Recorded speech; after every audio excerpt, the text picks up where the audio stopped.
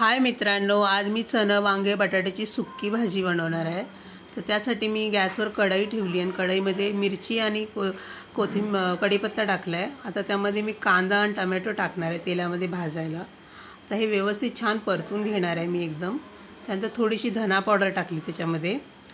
आता थोडासा मी गरम मसाला टाकणार आहे त्याच्यामध्ये। त्यानंतर थोडीशी मी हळद टाकणार आहे याच्यामध्ये आणि नंतर मी मीठ टाकणार आहे चवीनुसार थोडंसं।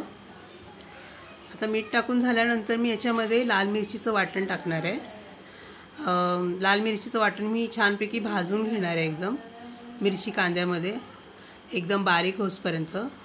त्यानंतर मी याच्यामध्ये चणा वांगा आणि बटाटा टाकणार आहे। आता चणा वांगा बटाटा मी टाकणार याच्यामध्ये आणि व्यवस्थित छानपैकी परतून घेणार आहे मी। थोडीशी कोथिंबीर पण टाकली आहे मी। व्यवस्थित मसाल्यामध्ये एकजीव करून घेणार आहे।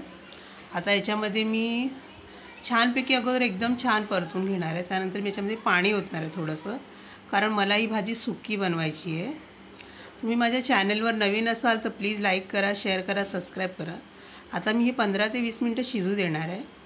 आता आपले चणा बटाटा वांग्याची भाजी झालेली आहे सुक्की एकदम खाण्यासाठी। व्हिडिओ आवडला तर प्लीज लाईक करा, शेअर करा, सबस्क्राईब करा मित्रांनो, आणि कमेंटमध्ये मला तुम्ही नक्की कळवा। धन्यवाद।